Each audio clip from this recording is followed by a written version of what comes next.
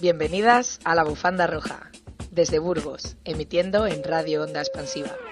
Un espacio donde queremos rastrear los hilos de las luchas que claman desde el pasado. Las luchas que hierven en el presente y las reflexiones que nos ayuden a tejer una vida que merezca la alegría de ser vivida.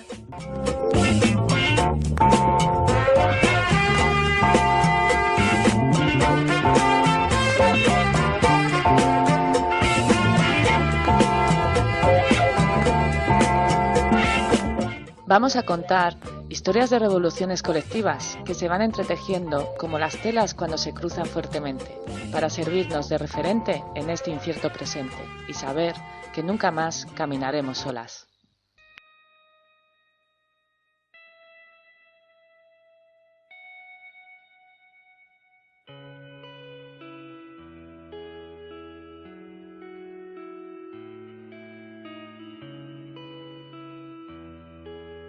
Quizás os preguntéis por qué hemos decidido dedicarle un programa a los cuentos, a algo que parece tan pequeño, tan poco importante, tan lejos de las acuciantes preocupaciones de nuestro día a día. Pero resulta que los cuentos son parte de los cimientos sobre los que se sitúan nuestros dolores y alegrías cotidianos. Son cuentos los que facilitan a poderes políticos y económicos manipularnos para sus intereses. Son cuentos los que nos han hecho esperar príncipes azules en torres de marfil.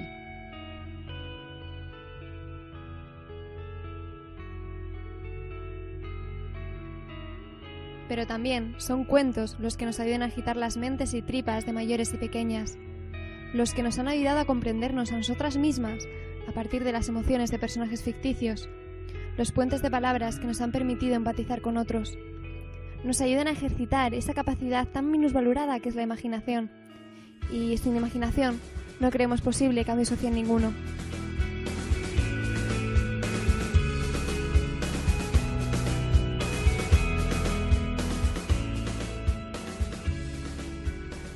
Había una vez, que a fuerza de ser contada, se repitió tantas veces que se volvió realidad. Porque sí, los cuentos son mentiras que se cuentan, pero mentiras que ayudan a imaginar. Da igual que transcurran en mundos de elfos y magia, han de ser creíbles, tener personajes que te emocionen, sentimientos que puedan ponerte los pelos de gallina y el corazón del revés. Cuentos como el del siguiente poema de Ángel González. Al lector se le llenaron de pronto los ojos de lágrimas y una voz cariñosa le susurró al oído: ¿por qué lloras, si todo en ese libro es mentira? Y él respondió: lo sé, pero lo que yo siento es verdad. También tienen los cuentos la capacidad de generar vínculos afectivos al contarlos. Porque si no son tanto los niños y niñas que piden un cuento antes de irse a dormir, no solo es por las historias, sino también para prolongar el cariño con quienes se los cuentan. En palabras de una narradora quechua, contamos cuentos para dormir el miedo. Nosotras, aunque hayamos dejado la infancia atrás, seguimos sintiendo esa necesidad de que nos cuenten cuentos, de ilusionarnos con historias ficticias, de vivir aventuras y de plantearnos quiénes somos.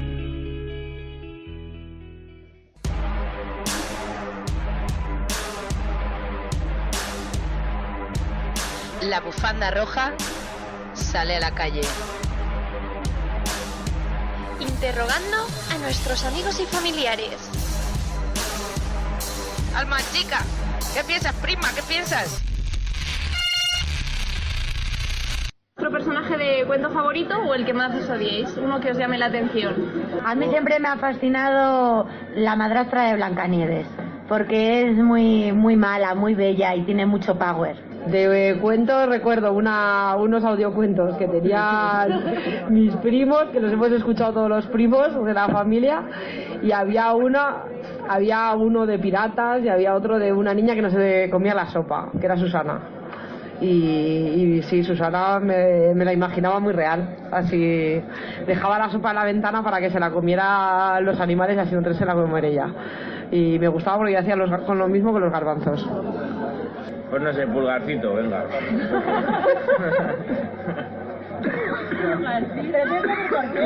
Joder, pues Pulgarcito porque es un héroe pequeño, es un tío pequeño pero que es bravo.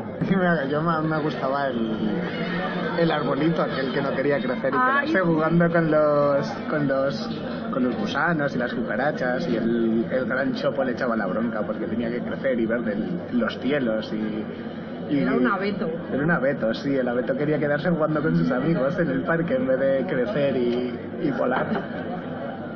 Me gustaba mucho Mafalda porque es muy auténtica pero claro, es cómic, no es cuento. Igual que Pipi es genial también. Me encantaba porque hacía así lo que quería y no la mandaban. Era genial. Y el que más detesto puede ser uno de ellos, Peter Pan. Porque los tíos que no maduran, que no crecen, que no los aguanto. Me ponen de muy mal rollo. ¡Creced, cabrones! No, pero 7 añitos también con trabajar ahí, metiéndote desde pequeño. A mí me recuerdan los 7 añitos, me recuerdan a 7 puteros, así me lo siento. Cardenal Richelieu, de los 3 mosqueteros, porque me daba mucho miedo, no sé, le tenía mucho asco. Le borraba en todos los cómics con boli. Yo el cuento que odio es La ratita presumida, porque me imagino a una rata limpiando la puerta y no sé, es que me parecía súper aburrido, decía mierda cuento, ¿sabes? A mí me mola el monstruo de las galletas. Es un tío que comía. Mola porque el monstruo de las galletas se acaba a comer productos de la industria que nos matan.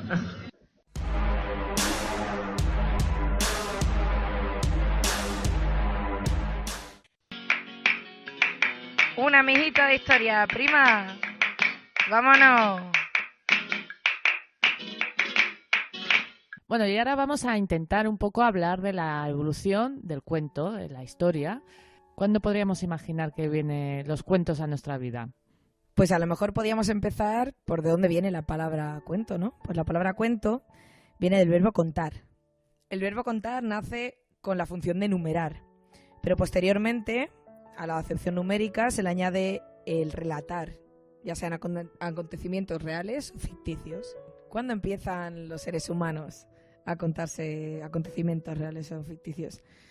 Pues hay un dato muy curioso que vi una vez en un documental que decía que las personas en las tribus, la primera vez que se juntó diferentes personas de la tribu para contarse cosas, fue al calor de la lumbre. Qué curioso que con el paso de los años fuera también en los inviernos de los pueblos de Castilla, cuando se hacían túneles bajo la nieve y se juntaban todas las mujeres, niñas, niños, hombres y mujeres de la aldea a contarse historias en una cocina. ¿Cómo de antiguos son los cuentos? Bueno, pues los cuentos son casi tan antiguos como los seres humanos. Llevan con nosotras 140.000 años, mientras que la palabra escrita, por ejemplo, solo está con nosotras desde hace 6.000. Por ello, yo creo que siempre históricamente nos han acompañado. Pero sí que, si hablamos de cuento ya como algo escrito, ¿no? Algo registrado, sí que existe una fecha concreta, ¿no? En la que aparecen esos primeros relatos, ¿no? Que sería alrededor del 2000 a.C., ¿verdad? Sí, eso parece, que las primeras fuentes pues se remontan a esos territorios de Asiria, Babilonia, y es donde se recogen muchos de los relatos mitológicos de Grecia y de Roma que nos han llegado a nuestros días. El primer relato que se tiene constancia es uno de la historia de 2 hermanos, Anup y Bata, encontrado en un papiro hace ya 3.250 años. O sea que realmente el cuento, que parece algo que no tiene importancia, pues desde todas las civilizaciones del mundo le han dado su protagonismo. Entonces, desde ahí nos viene, desde el Extremo Oriente, vienen muchísimos de los cuentos que hoy conocemos. Y en concreto en la India se difundió oralmente la colección, una de las colecciones más importantes, que es sin duda Las 1001 noches. También hay otros libros de origen indio que han influido grandemente o de una manera muy importante en los cuentos a nivel mundial, como es el libro de Simbad. Bueno, y en esa misma época, lo que pasa que ya cambiamos de territorio, ya en la zona occidental, también surgen unas producciones muy ricas de ya con otra connotación un poco más moralista, ¿no? De adaptaciones de estos cuentos grecolatinos. En especial nos podemos acordar de Esopo. Tal vez no nos suena así, dicho de esta manera, pero sí, si pensamos en la fábula de la tortuga y la liebre, pues ahí así, ¿no? Nos vienen todos esos recuerdos del cole que te dicen, ¡ay, la tortuga, qué valentita y tal! Y ahora entramos en la Edad Media y el cuento de esta época, como el resto de la literatura, va a tener un ingrediente mágico, fabuloso, ¿no? Como bastante importante. Y sí que se empezarán a hacer estas colecciones de cuentos que no van a ser más que una recopilación de cuentos populares, ¿no? Que se podían contar de manera oral. Dentro de ello tenemos el origen de las famosas novelas de caballería francesas, de los poemas épicos alemanes, y bueno, dentro de esto, pues por ejemplo Giovanni Boccaccio, cuando hizo el Decamerón o los cuentos de Canterbury, que eran recopilaciones de cuentos populares, ¿no? Entonces, esto, como que Giovanni Boccaccio inaugurará esta tradición de autores que con un nombre propio van a recopilar y dejar por escrito esos cuentos que ya se contaban anteriormente, ¿no? Como después vendrán bastantes más, ¿verdad? Pues acercándonos aquí a este puente entre Occidente y Oriente, que ahora conocemos como España, hablando del medievo, la cuentística en esa época fue especialmente rica. Por no extendernos demasiado, vamos a citar una de las obras más importantes de los cuentos españoles, que es el libro de Patronio y Lucanor del infante don Juan Manuel. Se tiene constancia además de que los sermones de los predicadores también estaban llenos de cuentecillos y apólogos. Posteriormente, gracias al desarrollo de la imprenta, las colecciones cuentísticas se consolidan por todo Occidente. En 1697 sale a la luz la importantísima colección de Charles Perrault, Cuentos de mi madre Oca, dando un giro fundamental al adaptar los cuentos tradicionales a las niñas y niños. Esta colección incluye títulos más sobradamente conocidos, que os suenan segurísimo: La Bella Durmiente, Caperucita Roja, Barba Azul, El Gato con Botas o, por ejemplo, Cenicienta. Estos cuentos han sido reelaborados muchísimas veces. El caso de Caperucita Roja es interesante por la especial universalidad que ha alcanzado. Luego contaremos las versiones originales de esos cuentos, las cuales eran muy duras. Incluyen, en algún caso como este de Caperucita Roja, por ejemplo, el hecho de beber tarros de sangre o violaciones como el de la Bella Durmiente. De estos cuentos que tenemos en esta época tenemos, por ejemplo, La Bella y la Bestia, que sí que es de estas autoras que recopilaron cuentos y que fue una mujer la que lo escribió. En este caso fue Gabrielle Suzanne Barbot de Villeneuve, que lo escribió en 1740. Pero claro, como que este libro pues era súper largo, muy enrevesado y pues no triunfó mucho. Pero claro, llega en 1770 Madame de Beaumont, que dice, bueno, este libro tiene tela, pero entonces empezó la tía a recortar, a quitar todo lo que no era interesante, tal no sé qué, y publica un libro casi idéntico, pero con una versión súper reducida. Y es esta tipa la que se forra, de la que conocemos el nombre, la que tal, lo que igual, porque eso, hizo todo el negocio recortándola el libro a la otra. Bueno, en cuanto a la literatura española del siglo de oro, vamos a citar sobre todo las novelas ejemplares de Cervantes, que podríamos leer como cuentos largos. Destaca el licenciado Vidriera. Entonces ya nos saltamos al siglo XIX y que es ahí el momento que se considera el cuento como ya género literario, ¿no? Ya se conforma ahí como una categoría literaria específica. Entre 1812 y 1815 los hermanos Grimm, los famosos hermanos Grimm, publican cuentos de los niños y del hogar. Bueno, así no nos sonarán, pero si citamos los cuentos como el archileído Rapunzel, Hansel o Gretel, Purgacito, seguro que ya sabemos, ¿no? Nos situamos. Entonces, de ahí de Grimm pasamos a Edgar Allan Poe con sus narraciones extraordinarias. Son cuentos de corte atmosférico, una especialidad del autor que causaba terror a sus lectores. Poe dejó una gran cantidad de cuentos célebres: El gato negro, La carta robada, William Wilson, El pozo y el péndulo, La máscara de la muerte roja, El corazón delator. Bueno, ya veis que esto es un suma y sigue. Y por supuesto que tampoco nos podemos olvidar de Andersen, que fue un escritor y poeta danés famoso por sus cuentos para niñas y niños, entre ellos el famoso Patito Feo, La Sirenita y La Reina de las Nieves. Estas tres obras de Andersen han sido adaptadas para la gran pantalla por Disney. A Poe lo siguieron Gogol, Maupassant y Chekhov. Este último fue un verdadero maestro.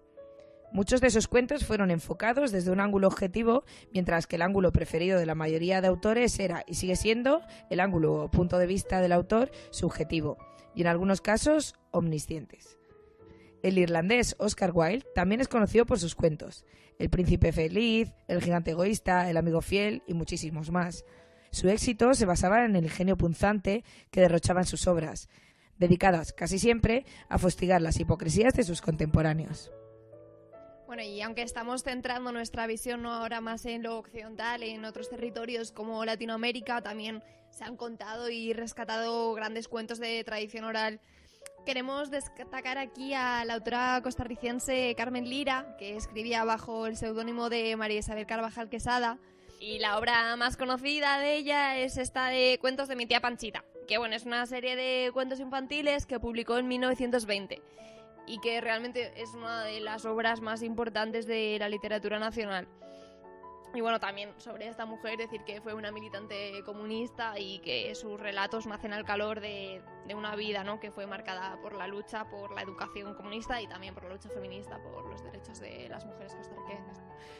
Como vemos, los cuentos han ido cambiando a lo largo de toda la historia y en concreto en el siglo XX los distintos factores políticos, sociales hicieron que el cuento tuviera otra significación. No nos vamos a meter a contar todos los cuentos que ha habido porque sería infatigable esto, pero queremos citar a tantos autores y autoras que nos han regalado esos relatos y esos cuentos maravillosos que nos han hecho crecer y ver el mundo de otras maneras, ¿no? Borges, Kipling, Onetti, Emilia Pardo Bazán, Gabriela Mistral, Bolaño, Carmen Martín Gaite, Julio Cortázar, Juan Rulfo, no sé, es que hay muchísimos. ¿Cómo no podemos citar a Gloria Fuertes? Bueno, y así muchísimos más, ¿no?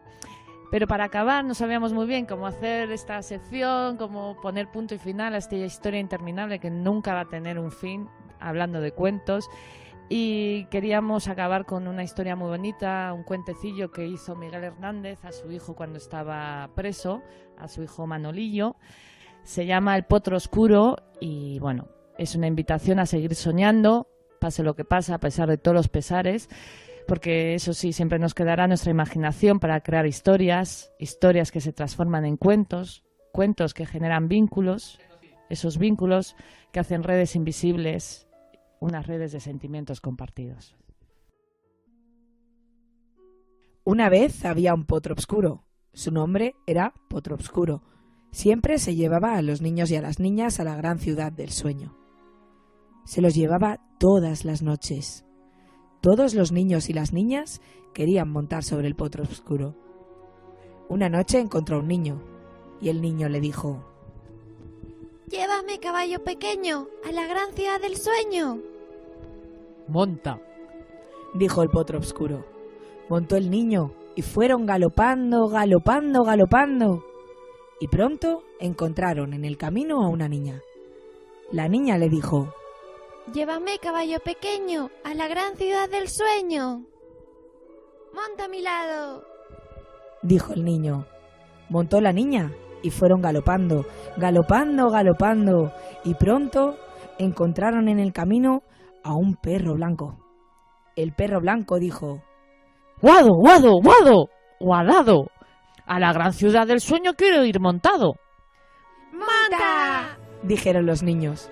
Montó el perro blanco y fueron galopando, galopando, galopando. Y pronto encontraron en el camino a una gatita negra. Y la gatita dijo: «Miau, miau, miau, miau, miau, miau. A la gran ciudad del sueño quiero ir, ya ha oscurecido». «¡Monta!», dijeron los niños y el perro blanco. Montó la gatita negra y fueron galopando, galopando y galopando. Y pronto encontraron en el camino a una ardilla gris. Y la ardilla gris dijo: «Llévenme ustedes, por favor, a la gran ciudad del sueño, donde no hay pena ni dolor». «¡Monta! ¡Monta!», dijeron los niños, el perro blanco y la gatita negra.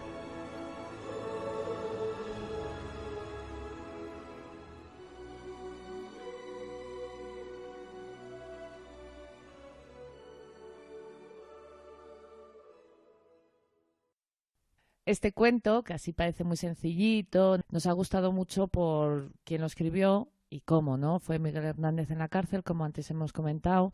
Se lo escribió a su niño y se lo hacía pasar a su mujer a través de las cartas. Entonces, pues pensando en ese momento, ¿no? Y cómo los cuentos pueden generar esos afectos, cómo llegar a traspasar esos muros, y por mucho que nos quiten todo, al final hay algo que nadie nos puede quitar, ¿no? Que es esa capacidad de imaginar y de acercarnos al resto. Un cuento es, por tanto, un lugar propicio para explorar terrenos desconocidos.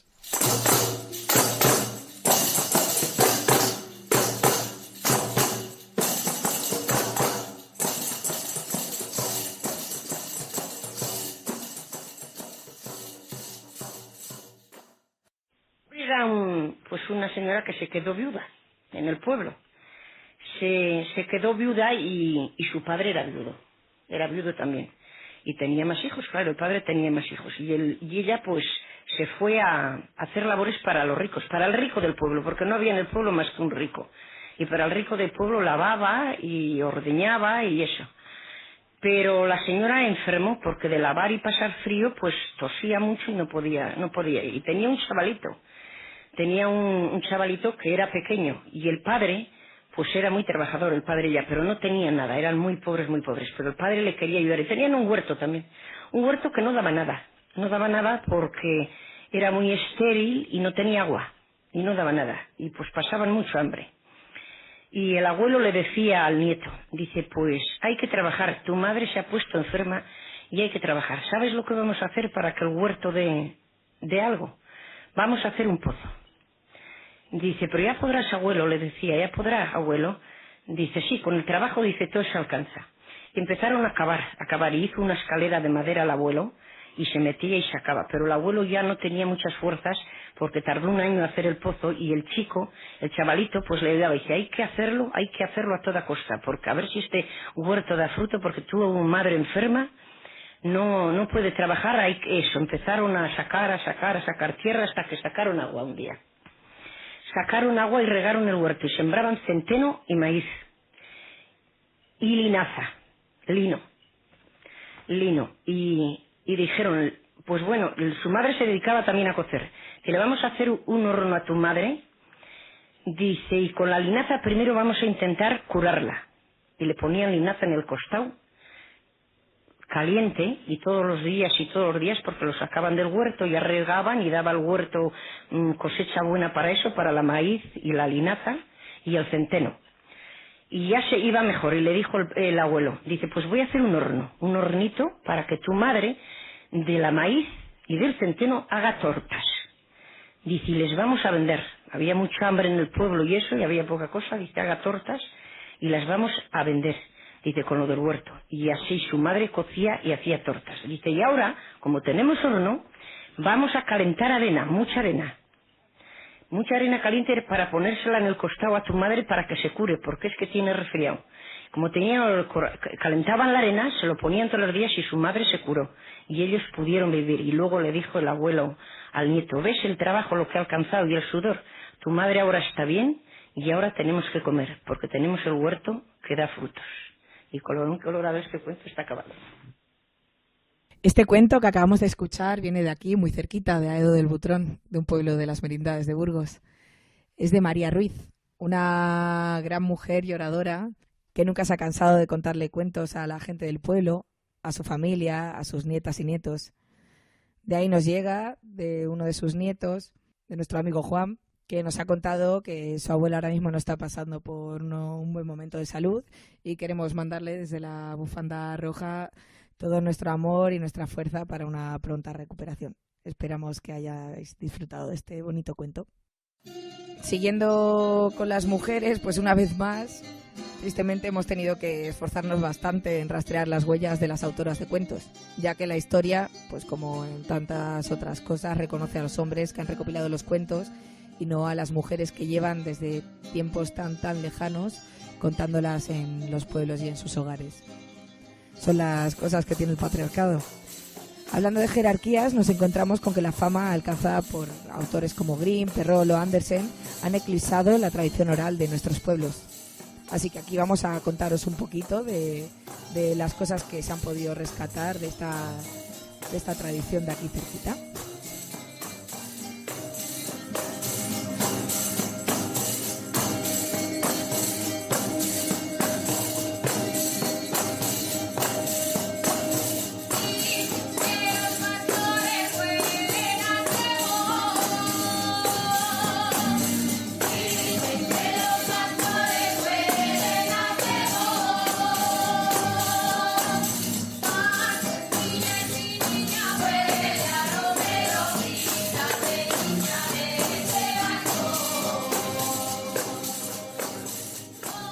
En un primer lugar nos encontramos a Antonio Rodríguez Almodóvar, que en su libro Cuentos al amor de la lumbre hace una recopilación de cuentos populares españoles. A través de las visitas que este hombre hizo a los pueblos, buscando pues esa última generación de contadoras y contadores orales, el autor ha ido recuperando de las sombras nuestro legado cultural, que es la madre de nuestra literatura y de nuestra forma de comprender y entender el mundo que nos rodea. Y ya si aterrizamos en Burgos, hallamos una recopilación muy interesante que hace Elías Rubio Marcos con José Manuel Pedrosa y César Javier Palacios. Es el libro Cuentos burgaleses de tradición oral.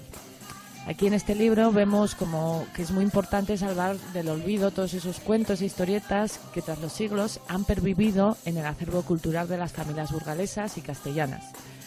Este libro, la verdad es que es una joyita, que nos hace viajar al pasado de nuestras raíces a través de las letras y las palabras que con tanto ahínco las gentes, y muy en concreto las abuelas, han ido transmitiendo al resto de la comunidad para que no se pierda, tanto en la globalización, ahora con las tecnologías que nos hacen pensar que los cuentos son cosas de otro tiempo, ¿no? De cosas antiguas.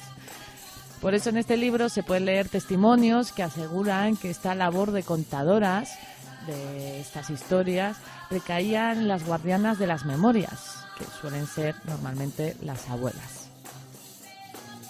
Bueno, y así por destacar uno de los tipos de cuentos que nos hacen más gracia o nos llaman más la atención dentro de las recopilaciones antes nombradas, son los cuentos anticlericales. A continuación vamos a escuchar la narración de uno de ellos, rescatada del documental La memoria de los cuentos, dirigido por José Luis López Linares. Hay una que está casada, pero está muy flamenca y al cura le gusta. Entonces cuando el marido se iba al campo, pues él se iba a echar a jugar a las canicas con ella. Entonces una de las veces empieza a llover y el marido se viene antes de tiempo. Claro, no sabían de meter al cura. Entonces lo coge y en la pajera, bueno, ¿se ha visto lo que es una pajera? En las cuadras donde están las caballerías hay un sitio así como un pozo más grande que le echan de la cámara la paja para desde ahí repartirla a los pesebres. Y dice al cura, métase usted en la pajera. Pero se asoma y claro, se ve dejado las patas de fuera. Y ve entrar al marido y se pone, señor cura que está en la pajera, esconda los pies que los tiene de fuera. Y dice su marido, chica, qué contenta estás. Y hombre, encima de que vienes temprano, ¿quieres que te reciba enfadada? Pero vuelve la cabeza y ve que las patas le siguen viendo. Dice, señor cura, si no me ha entendido, esconda los pies que está aquí mi marido.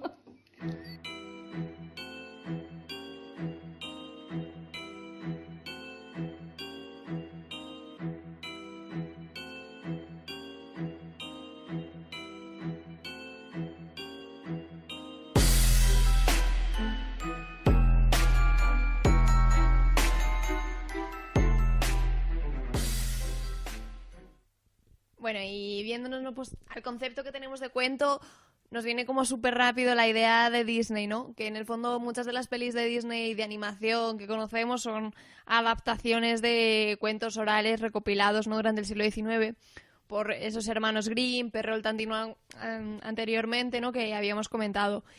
Y como que estos cuentos en su versión inicial eran súper hartos y por eso como que tuvieron que ir adaptándolo primero a la corte francesa, pues porque eran más remilgadetes que la peña de los pueblos, y luego ya para niños y como no, pues ir adaptándolo a la moral de cada tiempo, ¿no? Y bueno, pues te vamos a contar un poco cuál es la trayectoria de cada uno de ellos que está entretenida. Vale, por ejemplo tenemos el de Caperucita Roja, ¿no? Que este cuento sí que es como algo que además está en todas las culturas, diferentes versiones de Caperucita Roja. Y por ejemplo en las primeras versiones escritas occidentales que tenemos, la historia es súper hard, es como Caperucita se mete desnuda en la cama con el lobo la viola y acaba muriendo, ¿no? Como lo de violarla no se dice claramente, pero es una apología y de hecho había como una indicación final de ten cuidado con los hombres porque todos pueden ser un lobo, ¿no? Y esta era como la primera versión, la más harta y que tenía como una clara connotación patriarcal, ¿no? Hacia la libertad sexual de las mujeres. Luego, para adaptarlo a la corte, lo que hicieron fue añadir al cazador como figura de ese hombre bueno que puede salvarte de los hombres malos. Y luego pues se fue adaptando hasta la versión que conocemos ahora, que luego también se ha seguido adaptando, pues por ejemplo, es una figura como súper súper arquetípica del porno, para la publicidad, hay como miles de adaptaciones de Caperucita Roja y las que seguirá habiendo, ¿no? Luego también podemos hablar de Blancanieves, ¿no? En el cuento de los hermanos Grimm, los enanitos colocan a Blancanieves envenenada por la reina a través de una manzana en un ataúd de cristal. Hasta ahí es la historia que conocemos, que también comparte Disney, y todo va más o menos normal. Según Disney, la versión que hemos oído, solo el beso de amor verdadero conseguirá despertar a la bella Blancanieves. Más tarde perdonan a la malvada reina, son felices, comen perdices, pobres perdices. Y sin embargo, el final del cuento por parte de los hermanos Grimm es muy diferente. Un buen día, un príncipe se topa con el cadáver y decide llevárselo consigo. El trotar del caballo hace que el trozo de manzana salga de la garganta de Blancanieves y acaban casándose. Y aquí viene lo más aterrador de todo. Durante la boda le colocan unos zapatos de hierro a la malvada reina y le hacen bailar hasta la muerte. ¿Te lo imaginabas? Bueno, y también tenemos el caso de Cenicienta, que es que, bueno, aquí a mí me han dejado loca, porque las hermanastras hacían de todo para ponerse el dichoso zapatito de cristal, hasta recortarse los pies, ya en plan muy harto todo, ¿no? Muy en plan de que se amputan trozos de su cuerpo para llegar a casarse con una persona, ¿no? O sea que fíjate qué idea nos estaban transmitiendo. Pero es que no acaba ahí el tema, es que después ya cuando la Cenicienta al final se casa con el príncipe, invitan a las hermanastras al banquete y ahí hay una bandada de pájaros que picotean los ojos de las hermanastras para dejarlas ciegas. Y estas ya, bueno, pues acaban la vida mendigando en las calles así pobres y ciegas y de todo. O sea que es bastante cruel el tema. ¿Tú crees que en otros lados las algas más verdes son? Y sueños con ir arriba, que gran equivocación. No la versión de la sirenita que conocemos es la historia de amor, vende su voz y a cambio se casa con el príncipe renunciando a ella misma. Esta versión es chunga, pero ya la primera versión de Hans Christian Andersen te cagas. Es como, en esta primera versión, la sirenita conoce a Eric porque se casa con otra mujer. Y entonces, claro, llega la Úrsula y le dice, toma este cuchillo y le matas al príncipe. Y ahí pues va a matarle, que dices, bueno, mal. Pero es que la tipa, por no matarle, se tira al mar, se mata y se convierte en espuma. O sea, que es chunguísimo. Los peces son muy felices, aquí tienen libertad. Los peces allá están tristes, sus casas son de cristal. La vida de nuestros peces muy larga no suele ser. Si al dueño le apetece, a mí me van a comer. Pues ya vamos viendo, ¿no? Como acabamos de escuchar, las mujeres en estos cuentos son sometidas a violencias bastante explícitas. Pero tras las adaptaciones de los cuentos, estas violencias no desaparecen, sino que se vuelven más sutiles. O sea, siguen estando ahí, son más difíciles de detectar, pero por eso es importante analizarlas bien porque el mensaje está oculto.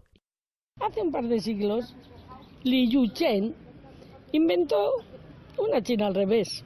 En su novela Flores en el espejo había un país de las mujeres, donde ellas mandaban.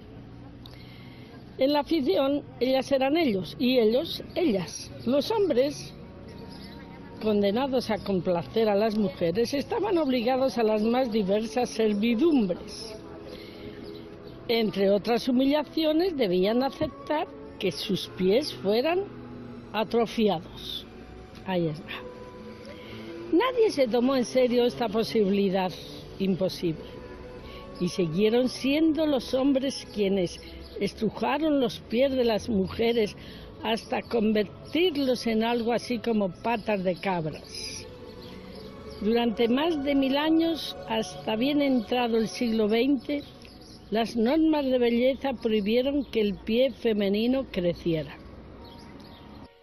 En China se escribió en el siglo IX la primera versión de la Cenicienta, donde cobró forma literaria la obsesión masculina por el pie femenino diminuto.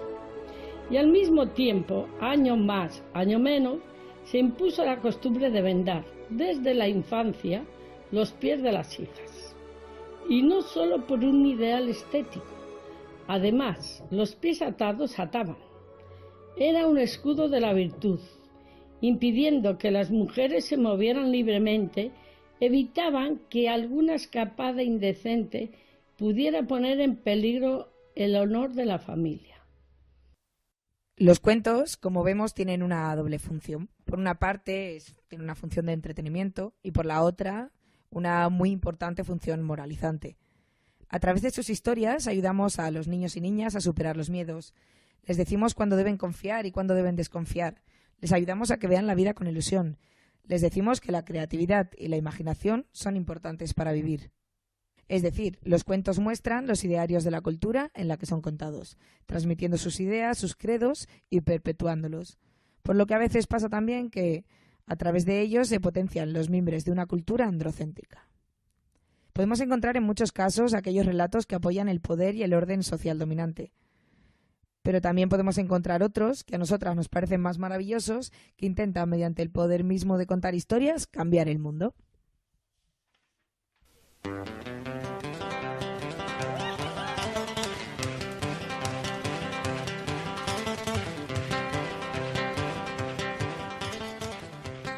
Asomándonos desde la perspectiva de género, se pueden realizar análisis muy claros sobre el papel que la mayoría de los cuentos que hemos escuchado de pequeñas nos ofrecen a las mujeres. Princesas, hadas madrinas, madrastras y brujas por doquier, con caracterizaciones y funciones muy explícitas. Por un lado tenemos a la princesa, en la que se ponen la belleza, la sutileza, la pasividad, la debilidad, la sumisión, la sensibilidad, el miedo y la dependencia como requisitos esenciales. Princesas que realizan siempre ellas las labores del hogar, cuyo máximo objetivo en la vida es que alguien las ame y las rescate de su encierro. Quizás tenga algo esto que ver con el amor romántico. Parece ser también que en la mayoría de los casos que las mujeres tienen un papel activo en los cuentos son las brujas y madrastras, malvadas y envidiosas, siendo un claro ejemplo de la competitividad que se nos intenta inocular a las mujeres entre nosotras. En cuanto a las hadas madrinas y las madrastras, ambas son símbolos del papel de cuidadora que se le delega a la mujer, una tendiendo hacia lo que los valeros dominantes entienden como el bien y otra hacia el mal. Y por último, otra figura femenina secundaria que encontramos en los cuentos es la de madre, madre del príncipe, por ejemplo, cuya única función en el cuento es la de engendrar a un buen futuro rey para el reino. ¿Qué más van a esperar de una mujer? Podemos observar de forma muy obvia los destinos que nos invitan a seguir estos personajes. Esclavas de la belleza, del amor romántico, de la acción y deseo de los hombres, de los cuidados, de nuestra función biológica de ser madres. No solamente a las mujeres, ¿no? Somos a las que somos discriminadas en los cuentos. Existen personajes para todas y todos. ¿Os habéis preguntado quién es hoy en día el lobo de los cuentos? Nos recuerda un poco a aquellas personas diferentes, a las que nos enseñan a temer, al inmigrante que viene a quitarnos la comida o el trabajo, al que es de otra etnia y nos han dicho que es más probable que nos agreda o robe. No, y es que este lobo sí que ha sido valorado como una figura de discriminación mediante el miedo a partir de algunos análisis sociológicos sobre los cuentos.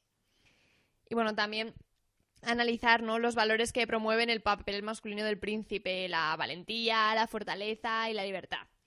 El príncipe aventurero que todo lo tiene que hacer bien y bueno, que tiene que estar preparado para salvar a la princesa con la fortaleza física y una inteligencia que le permita vencer a cualquier dragón, que no puede ser vencido, que no puede decaer. Claro, eso sí, ¿no? En el proceso el príncipe sí que puede vivir todas las aventuras que desee, conocer el mundo, decidir y campar a sus anchas por los diferentes pasajes del cuento, ¿no? Es como que entonces, pues una vez más, no está balanza de los privilegios, pues vemos cómo titubea. Pero bueno, cambia la sociedad y, bueno, evidentemente los cuentos como parte de ella, pues también cambian. Y pues la lucha feminista como parte importante de los cambios de la sociedad ha afectado en ello. Y numerosas autoras y autores de literatura infantil desde los años 70 sí que se han comprometido, ¿no?, con favorecer valores sociales que no promuevan la discriminación en los cuentos. Bueno, vamos a contar algunos de estos cuentos, al menos los títulos, de cuentos con una perspectiva feminista que nos ha gustado mucho y que consideramos que son muy importantes para contar tanto a pequeños como a mayores. El primero que queríamos comentar es La Cenicienta que no quería comer perdices, de Nunila López Salamero y Miriam Camero Sierra, el cual trata de desmontar aquellos cuentos de toda la vida y los marcos cerrados en los que encierran a sus personajes. Nos anima a amarnos a nosotras mismas y a quien nos quiera y nos respeta y nos apoya. Nos invita también a no centrar nuestro deseo y nuestra proyección de futuro en encontrar a un príncipe azul, que nuestro futuro no se tiene que volcar en esa búsqueda insaciable de una persona que nos complemente, porque ya estamos completas. Después hay otra autora que a mí especialmente me gusta mucho, es Adela Turin y Nela Bosnia. Adela Turin, desde los años 60... es una escritora que ha ido trabajando mucho este tema de analizar los sesgos sexistas en la literatura infantil. Nela Bosnia es ilustradora. Entonces, entre las dos hicieron una combinación muy buena y crearon una colección que se llama Dalla parte delle bambine. Las dos han sacado unos títulos muy buenos, tanto Rosa Caramelo, La historia de los bononos con gafas, Una feliz catástrofe. Son cuentos muy recomendables, tanto para hacer talleres, bueno, para trabajar todo el tema de las desigualdades de género y de una manera muy sencilla. O sea, que os lo recomiendo porque vale la pena leerlos y disfrutar con ellos. En concreto, el libro de Rosa Caramelo a mí me gustó mucho. Habla de cómo es súper necesario salirte de los cánones que te marcan y cómo esto puede generar un cambio social. A través de la metáfora del cerco, donde las elefantas deben comer cosas indigestas para volverse rosas, se habla sobre la desigualdad de género, los privilegios de ellos y la opresión hacia ellas. Otro cuento bastante gracioso es Mamá puso un huevo, o Cómo se hacen los niños, de Babette Cole. De una manera divertida promueve la educación sexual, y me pareció genial cómo lo introduce haciendo latente la idiotización de la infancia, por medio de la cual atribuimos a las niñas y los niños la incapacidad de comprender multitud de cuestiones. Otro libro que me ha gustado mucho es Nos gustamos, de Juan Olo. Este cuento se centra, mediante un lenguaje y una mecánica muy simple, en la diversidad sexual. También tenemos el cuento de Titiritesa, que es de Gerardo Quintia y Mauricio Cuarello. Este sí que es un auténtico cuento de aventuras, con una chica como protagonista. Creo que cuentos como este tienen gancho para las y los peques y ofrece un mundo mágico lleno de incesantes sucesos y seres maravillosos, con una ilustración, la verdad que muy bonita. Todo esto, claro, sin olvidar quebrantar a través de la historia las normas sociales asociadas al género. Y por último vamos a hablar de Piratas y quesitos, de Carmen Herrera. Este cuento habla sobre la vida cotidiana de un niño y mediante las vivencias de este niño trata de distintas temáticas como las relaciones no heteronormativas, la empatía, la diferencia generacional o cómo tramitar las frustraciones. ¿Hay algo más aburrido que ser una princesa?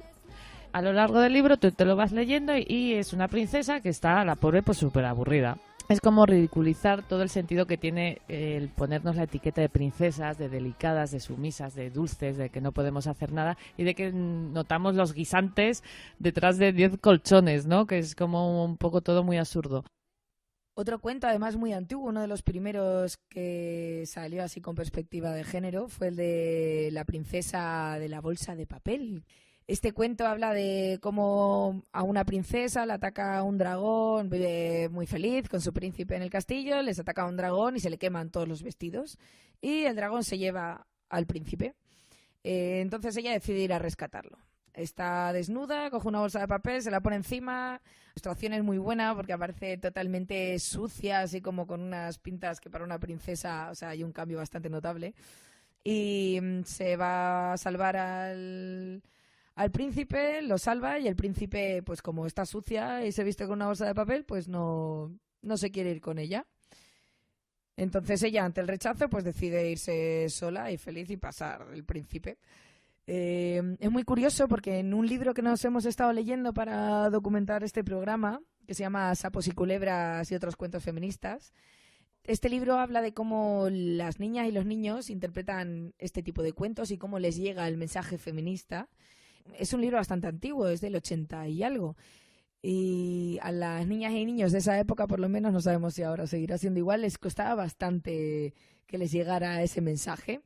Y muchas de las respuestas de las niñas y niños cuando les preguntaban sobre el rechazo del príncipe por la princesa, hablaban de que es normal que la rechace, si es que está sucia, ¿no? O sea, podemos ver a través de este análisis cómo es de difícil el destruir estos estereotipos, ¿no? Y lo necesario que se hacen que se vean otros modelos, que aunque no les llegue el mensaje simplemente, pues supongo que si todos los cuentos acaban siendo no discriminatorios, pues podremos llegar a darles unos ejemplos que rompan con todos estos esquemas nocivos mentales que adquirimos de pequeñas y de pequeños.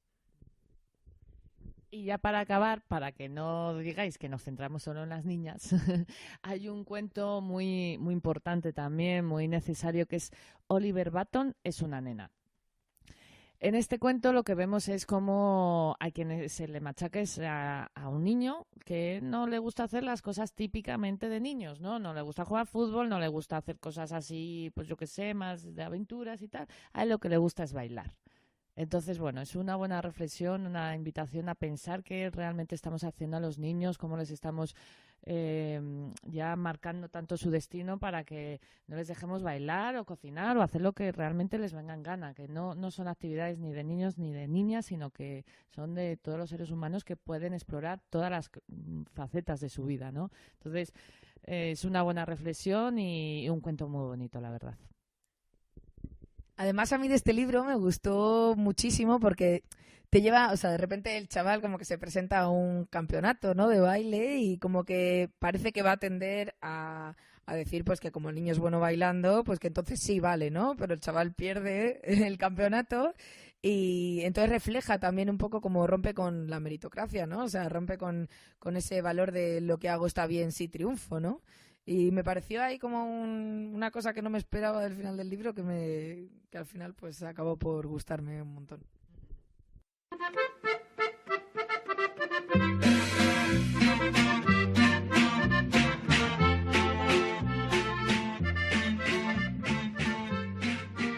Dentro de estos cuentos para cambiar el mundo sí que hay movimientos políticos, como ha podido ser, ¿no?, el Ejército Zapatista de Liberación Nacional, que han usado el cuento como medio de expresión, ¿no?, o medio de propaganda.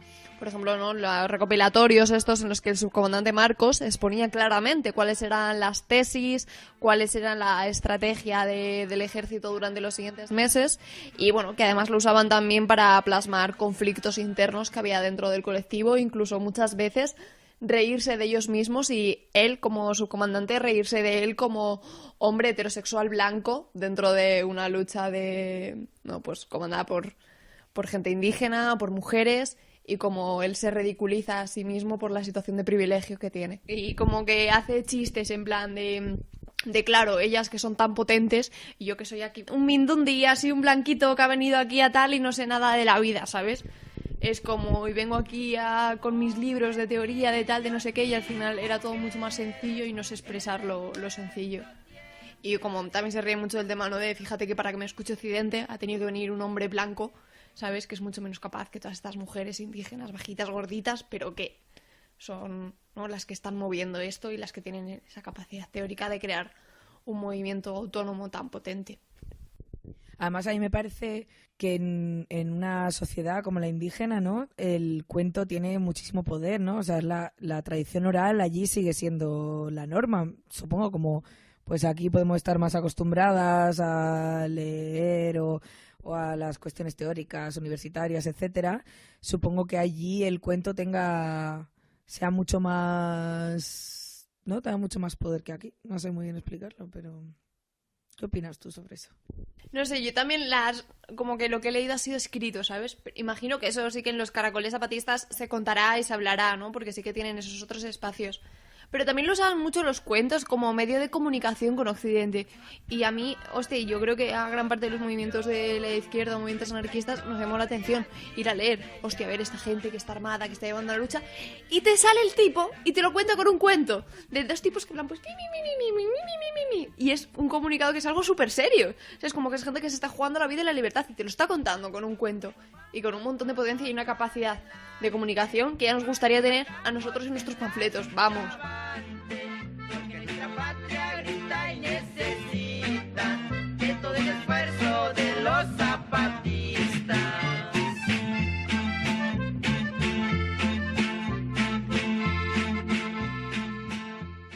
Bueno, y ahora os vamos a poner una entrevista que hemos podido realizar a una de las autoras, a Miriam, la ilustradora del cuento La Cenicienta que no quería comer perdices.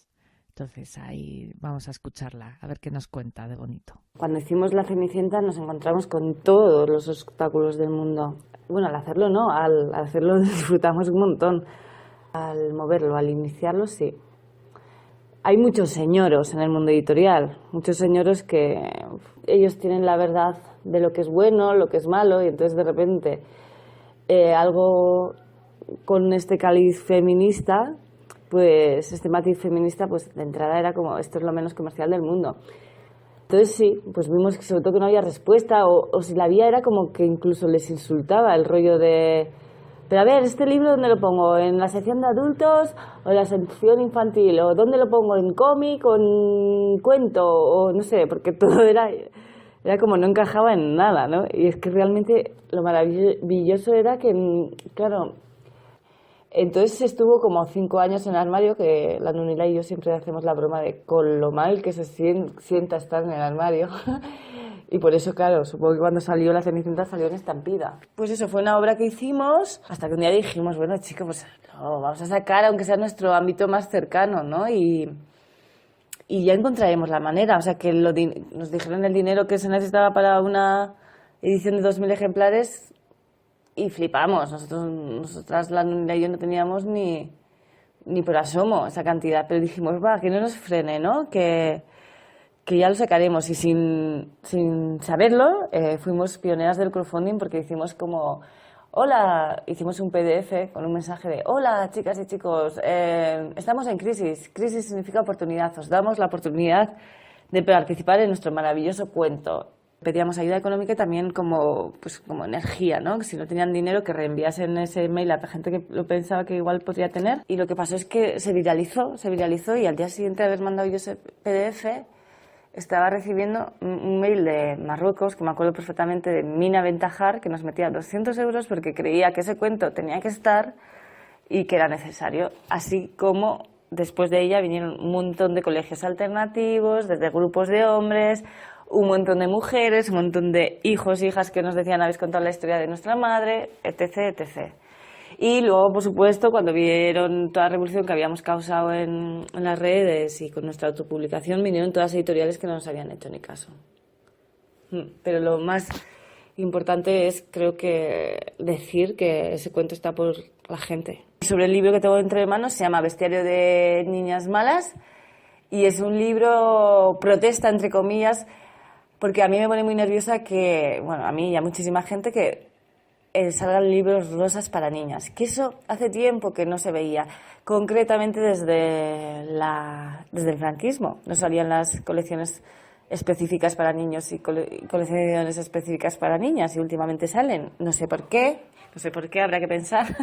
Y entonces, en vez de protestar, pensé, ¿y si hago un libro yo rosa, un libro trampa? Que imaginaos que por el título por dónde va.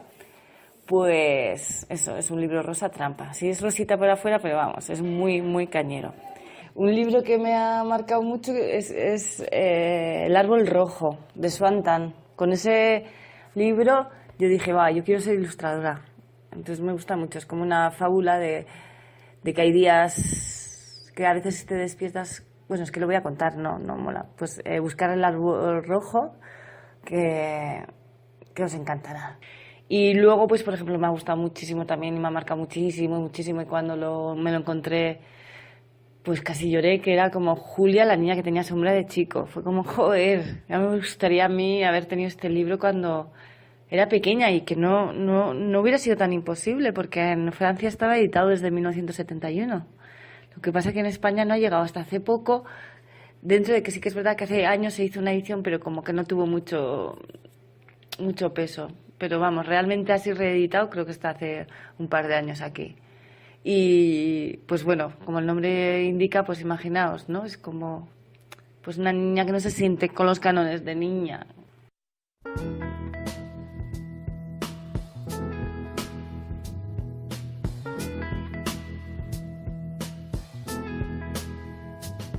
Bueno, y nos hemos venido a la parte sur de la ciudad de Burgos para conocer una librería con un encanto muy especial.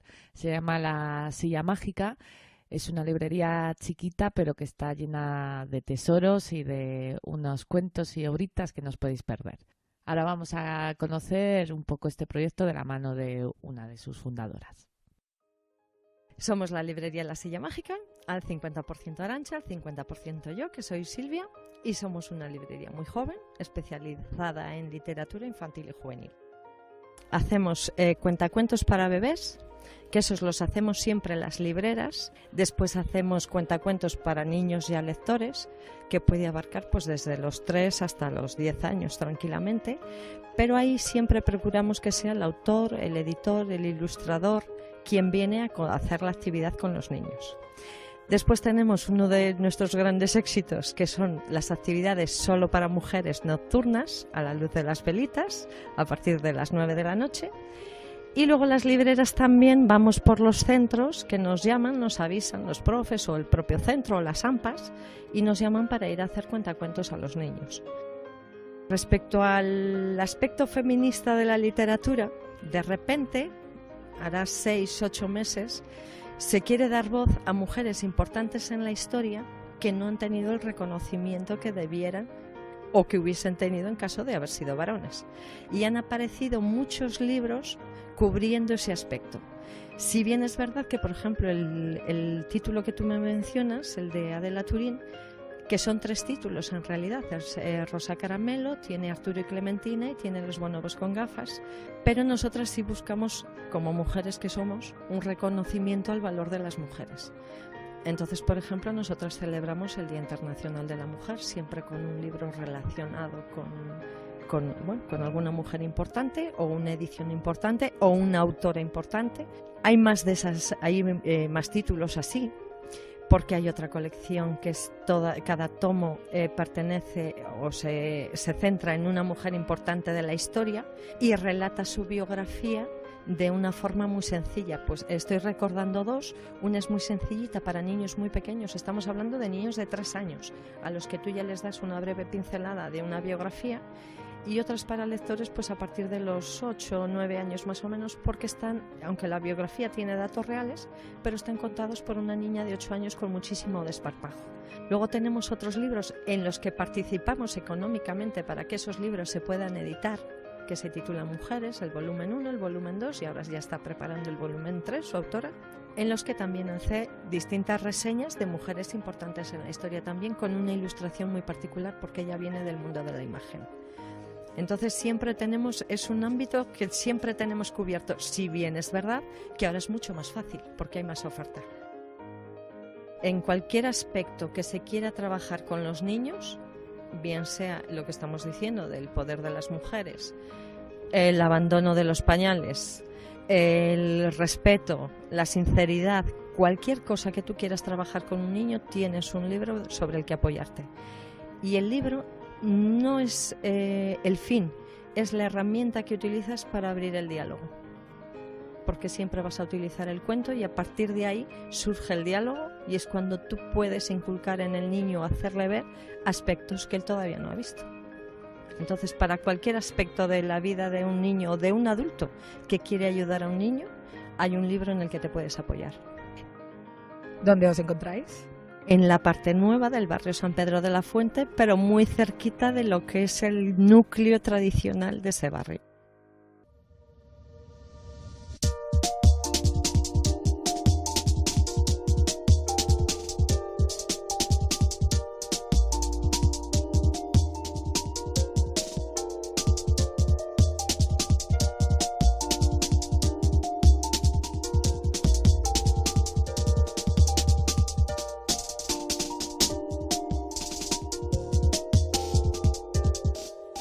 La última entrevista de hoy trata de un proyecto muy lindo, de esos que están generando movimiento en Burgos. Nos van a contar un poco de qué va sus 2 valientes protagonistas, aunque ya sabemos que va de cuentos. Hola, somos Tamara y Ángela, y estamos hoy aquí en el programa de La Bufanda Roja para contaros un poco en qué consiste esta gran asociación que hemos conseguido traer aquí a Burgos, que es Va de Cuentos. Va de Cuentos es una asociación que nació hace ya casi 3 años en Alicante y cuya finalidad principal es promover la educación emocional y la literatura infantil. Esta asociación cuenta con 3 principales áreas, que son por un lado la promoción de la literatura infantil, por otro el trabajo a través de la ilustración y finalmente la educación alternativa. Para poder acercarnos a los niños y a las niñas tenemos que hacerlo desde su mirada, desde el juego y los cuentos. Cuando leen o les leemos un cuento se identifican con sus personajes y las historias que se narran al final son las suyas propias. Es por esto que los cuentos son una herramienta ideal para trabajar la educación emocional. La educación emocional la necesitan los niños y las niñas para autoconocerse, comunicarse, al final entender el mundo en el que viven y así vivir y ser felices. Desde Va de Cuentos entendemos que las emociones no se educan, por eso no hablamos de educación emocional, porque consideramos que las emociones se acompañan. De ahí que nuestra mayor labor se centre en desarrollar talleres en los que padres, madres y profesionales especializados en público infantil comiencen a identificar las necesidades de niños y niñas y así acompañar de manera respetuosa sus emociones. A través de nuestros cursos propiciamos herramientas, orientaciones, estrategias y recursos para ayudar a gestionar las emociones y desarrollar la fuerza, la seguridad, la autoestima y la confianza y la empatía que necesitan los niños y las niñas. Todos nuestros talleres nos gusta siempre que sean vivenciales y por eso los desarrollamos a través de diferentes dinámicas y role-playing que nos ayuden también a los adultos a conectar primero con esa emoción para comprenderla y que luego puedan poner en práctica con niños y niñas. En Alicante contamos con un espacio físico en el que, aparte de desarrollar todos los cursos y talleres y presentar proyectos pedagógicos alternativos, también es una librería especializada en literatura infantil respetuosa y cuenta con una cuentoteca. Y si queréis pasaros por allí, podéis disfrutar de la gente, del ambiente y tomar un té tranquilamente mientras os leéis un cuento. La verdad es que estamos muy contentas por la buena acogida que está teniendo la asociación en Burgos, porque bueno, cuando comenzamos nuestra andadura aquí, empezamos con un tuppercuento en Dhanjabad, en la tienda de ropa de la India, y la acogida fue preciosa. Seguimos dando con cuentos de emoción en Magea, en la escuela activa que está en Castillo del Val, y a partir de ahí nos fueron surgiendo otras opciones, como estar con estudiantes de pedagogía en la Universidad de Burgos, participar en Cruz Roja, en el ARTIM, que estuvimos dentro de las jornadas de ecofeminismo y que en realidad fue una auténtica maravilla para nosotras poder disfrutar de toda la gente que vino a conocer un poco más acerca de los cuentos coeducativos, de cómo hablar de igualdad, del no sexismo a los niños y a las niñas a través de los cuentos y en un sitio precioso que era Espinosa de los Monteros y su Plaza Mayor. En Va de Cuentos utilizamos cuentos no sexistas, no violentos y respetuosos con la emoción de los niños y de las niñas. Cuando ponemos en práctica cualquiera de nuestras dinámicas en los talleres o leemos los cuentos con los que más conecta cada persona, las reacciones son increíbles. Al final, la emoción que nos mueve a nosotros desde la mirada adulta nos hace conectar con nuestro niño, con nuestra niña interior y nos hace comprender también mejor cómo se sienten los niños y las niñas ahora, ¿no? Y las reacciones de sorpresa de la gente, la emoción, las ganas de hacer las cosas de otra manera es con lo que más nos quedamos nosotras. Nos quedamos con la reacción de la gente, que es maravillosa. Para nosotras, como trabajadoras sociales, esta asociación ha supuesto un aprendizaje y un enriquecimiento como profesionales más allá de lo que estamos llevando a cabo en Burgos. Cada día trabajamos con personas que tienen una serie de necesidades y que al trabajar las emociones, la autoestima, etcétera, nos estamos dando cuenta de que es muy buena la herramienta de usar cuentos. Yo desde que conozco esto lo estoy usando con diferentes personas, por ejemplo, víctimas de violencia de género, personas que están en centros tipo centro penitenciario, personas con discapacidad. Y es increíble también cómo a muchas personas que trabajan con estos colectivos les viene bien el trabajar las emociones.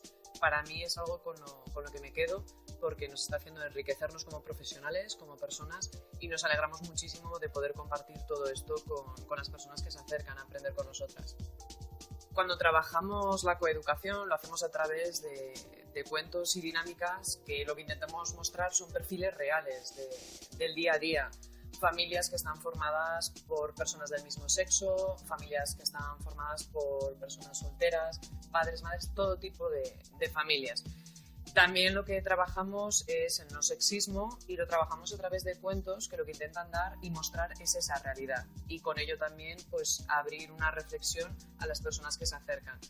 Una colección que la verdad que nos gusta mucho a nosotras, no solo por los talleres sino también de forma personal, es la de Érase dos veces, en la que los cuentos que hemos conocido, los cuentos tradicionales como pueden ser La Sirenita, Blancanieves, etcétera, trabajan todas las historias de una forma muy respetuosa hacia el feminismo, hacia la igualdad, y es una realidad que nos divierte, porque la gente cuando leemos esos cuentos les divierte muchísimo cómo puede ser que Blancanieves decida trabajar de minera, valerse por sí misma, y es increíble. Entonces os recomendamos ese tipo de cuentos para trabajar eso y que en casa los más pequeños y las más pequeñas se den cuenta de que existe otro tipo de realidad que es lo que vivimos día a día y no lo que muchas veces nos cuentan en los cuentos tradicionales, que estaban bien en su momento porque era su realidad, pero ahora mismo nuestra realidad es otra y también les tenemos que hacer entender eso y que valoren esas nuevas realidades. Aquí en Burgos las próximas formaciones que tenemos previstas son el 25 de noviembre en Magea, la escuela integral que se encuentra en Castillo del Val, en el que vamos a hacer un taller sobre el enfado. Vamos a tratar de comprender qué supone el enfado en la infancia, cómo acompañarlo, cómo acompañar las rabietas y todo desde una mirada de amor y respeto. También a partir del trimestre que viene en Magea vamos a poner en marcha el segundo ciclo de Concuentos de Emoción. Y bueno, para que nos sigáis y podáis poneros en contacto con nosotros para lo que necesitéis, estamos en www.vadecuentos.com, en Facebook, que somos Vadecuentos Formación, y en Instagram, que somos @vadecuentos. Muchísimas gracias a la Bufanda Roja por darnos esta oportunidad de dar a conocer nuestro proyecto. Vadecuentos va a seguir creciendo aquí. Burgos nos está acogiendo de maravilla, estamos muy contentas y vamos a seguir luchando por lo que creemos, que es que a los niños y a las niñas se les puede acompañar emocionalmente desde el respeto y en ello estamos. Así que muchísimas gracias y nos vemos pronto. Un saludo. Muchísimas gracias a la Bufanda Roja. Hasta la próxima.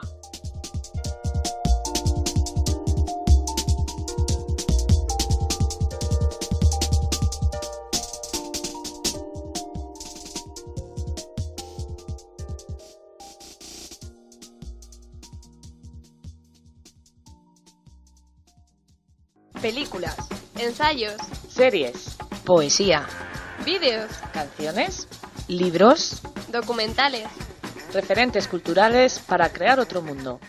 Vale, y dentro de las recomendaciones culturales, algo que no es estrictamente un cuento, tenemos dos novelas.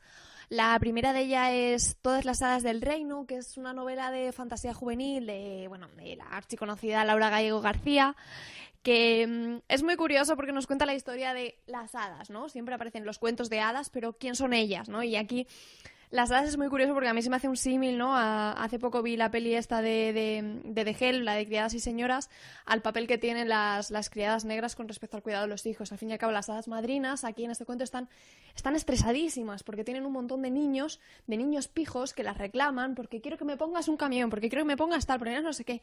Y las hadas desesperadas de la vida, ¿sabes? Pues, y al final... Bueno, el cuento también nos cuenta cómo eso pues va minando la autoestima y las ganas que tienen las hadas de llevar la magia y ayudar a los seres humanos. Y bueno, me ha dejado un poco chofe el cuento y de verdad que me puse muy triste después de leerlo porque da un mensaje súper desesperanzador que nos demuestra una vez más que la literatura juvenil es mucho más que algo simplista y que no es capaz de transmitir mensajes complejos.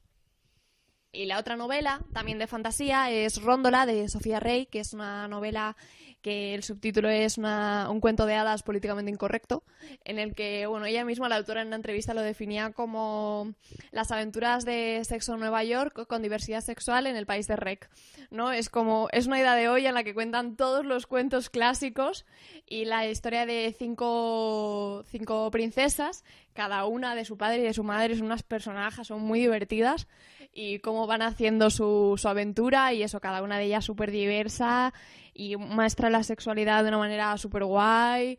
Dentro de esta novela hay un capítulo que es muy divertido, que es una escena en la que, bueno, el mito este de que los unicornios únicamente desaparecen a las doncellas vírgenes. Y claro, pues estas 5 princesas se encuentran con un grupo de unicornios. Y como ellas son todo lo contrario a unas doncellas castas y puras, lo que hacen los unicornios es, en vez de acercarse a ellas, como aparecen en otros muchos cuentos, en otras muchas novelas de fantasía, es van y las atacan y tienen que salir corriendo las tipas. Y es una escena súper divertida y de reírse de este cliché absurdo. Así que muy guay, súper recomendada esta autora, que, hombre, como muchas otras autoras de literatura fantástica, está oscurecida. Y aprovechando este olvido de las mujeres, una iniciativa movida por La Nave Invisible, que es un blog de ciencia ficción y fantasía escrito por mujeres, que consiste en que durante el mes de octubre los libros que se lean sean libros escritos exclusivamente por mujeres, y compartir las lecturas que se hagan con el hashtag LeoAutorasOctubre para hablar, ¿no?, de este olvido de las mujeres escritoras. Y otra película que, aunque es de Disney, creemos que es interesante, es la de Maléfica, ¿no?, que fue muy conocida en cines, tal, y que sobre todo a partir de un artículo de María Castejón Loarza en Picara Magazine, como que habla de cómo rompe bastante con la idea de bruja que tienes preconcebida, ¿no?, y te habla de un montón de la solidaridad entre mujeres, hace una crítica, yo creo que bastante explícita, al patriarcado y algo más simbólico en torno a la violación. Pero bueno, creo que es interesante, pero sobre todo recomiendo que leáis este artículo porque ya lo profundiza muchísimo, hace un análisis brutal, criticando también las partes flojas de la peli, como no podía ser menos una peli de Disney. Y así, relacionado con esto de romper la imagen de bruja y también con lo de las iniciativas, Silvia Federici con Traficantes de Sueños, la librería de Madrid, han sacado una iniciativa que está moviéndose por las redes sociales, donde piden firmas para intentar, entre comillas, censurar o cambiar esa imagen de bruja que existe, ¿no? Ya que se han cometido tantas atrocidades contra estas mujeres que eran sabias de su época, que han sido quemadas, y luego se ha transformado la imagen en esta mujer malvada, con verrugas, fea, etcétera. Pues proponen acciones como el no comprar brujas que tengan esta imagen, o intentar no participar de ninguna historia que promueva esta imagen de bruja, ¿no? Pues por mi parte yo os voy a recomendar unos libros infantiles, una colección que ha salido en Argentina, se llama Antiprincesas. Sus protagonistas son mujeres reales, latinoamericanas, bastante conocidas, yo creo. Pues una es Frida Kahlo, Violeta Parra, la teniente coronel boliviana Juana Arzurdú y bueno, muchas otras más, ¿no? El objetivo de esta colección es mostrar mujeres creativas, luchadoras y rupturistas. Entonces vale la pena conocer a estos personajes a través de estos cuentos que, aunque sean infantiles, demuestran que hay otras maneras de vivir y de llevar a cabo los proyectos personales de las personas. Y también están los antihéroes, que serían aquellos que representan a Cortázar, a Galeano. No sé, es un proyecto bastante bonito de una editorial argentina que se llama Chirimbote y Sudestada. Tirando por la parte de audiovisuales, queremos también recomendaros un documental del que alguna cosilla haya salido durante el programa, que se llama La memoria de los cuentos, de José Luis López Linares. Este documental trata sobre la importancia de la tradición oral en la cultura popular, y a través del testimonio en primera persona de cuentacuentos de diferentes regiones de la península ibérica nos traslada a otra época, haciéndonos conocer qué función y valor tenían los cuentos para aquellas personas a las que el director considera la última generación de narradoras y narradores orales. El documental forma parte de un proyecto de recuperación que se acompaña también de la edición de un libro. Este libro se llama, igual que el documental, La memoria de los cuentos, y está editado por el antes nombrado Antonio Rodríguez Almodóvar. Y otra mini recomendación en la que nos hemos basado para algunas partes del programa es la de Paco Abril, Los dones de los cuentos, en la que el autor nos habla de cuáles son esos 12 dones por los que los cuentos son imprescindibles para nuestra sociedad. Es súper cortito, se lee súper rápido y está escrito de un bonito, ¿sabes? Que es como cada frase, cada palabra está puesta ahí con mogollón de cariño, y para explicarte cosas teóricas mola un montón porque usa cuentos. Entonces te está hablando de cuentos usando cuentos para contarte por qué los cuentos son necesarios. Bueno, pues ya con esto terminamos este programa de cuentos, que nos ha hecho un montón de ilusión grabar, que hemos aprendido un montón, y no sé, chicas, si queréis decir algo antes para despediros. A mí me gustaría acabar diciendo que los cuentos es algo tan bonito que nos ayudan a seguir soñando por muchos años que tengamos, y que la única manera de hacerse vieja es dejar de soñar. Entonces los cuentos pues nos ayudan a volver a buscar esa niña, ese niño que a veces le tenemos tan olvidados que nos perdemos en este mundo, ¿no? En esta maraña de ciudades en las que vivimos. Y que con tanto cuento nos está entrando sueño y nos vamos a ir a dormir. Buenas noches. Hace mucho tiempo, y también ahora, había un montón de estrellas a las que no les gustaba nada la vida que llevaban. Estaban hartas de estar fijas sin poder moverse, solo titilando de vez en cuando. Hartas de que solo se pudiera fugar una en Navidad. Hartas de que solo pudieran salir de noche. Estaban muertas de aburrimiento. Eran las rebotonas. Así que propusieron al resto de las estrellas, que eran mayoría absoluta, la posibilidad de cambiar las cosas. Nosotras queremos salir también con el sol, conocer otros mundos, ¡fugarnos todas! ¡Y queremos brillar más! Pero al resto de la mayoría de estrellas les daba mucho miedo el cambio. De manera que las estrellas rebotonas decidieron pedirle ayuda a la luna. ¿Qué podemos hacer? Le preguntaron. Las demás no quieren cambiar. Veréis, mis valientes. Yo ilumino un planeta que se llama Guerra. Perdón, quise decir la Tierra. Y llevaba muchos años perdiendo su luz. Allí les vendrá muy bien algo más de brillo. ¿Pero cómo nos podremos fugar hasta la Tierra? Somos un montón y solo se puede fugar una en Navidad. Si os unís, lo conseguiréis. Así funciona el universo. Abrazaos mucho, hasta que consigáis ser una gran estrella. Sabréis que lo estáis haciendo bien porque cada vez brillaréis más. Dijo la luna. Las estrellas empezaron el movimiento. ¡Uy! Por ahí llegan más. Y por ahí. Luego diréis que somos 5 o 6. En cuanto suelte, caeréis a la Tierra. Una vez allí, buscaos la vida. Y encontraron la vida. Porque cada estrella eligió a alguien para meterse dentro.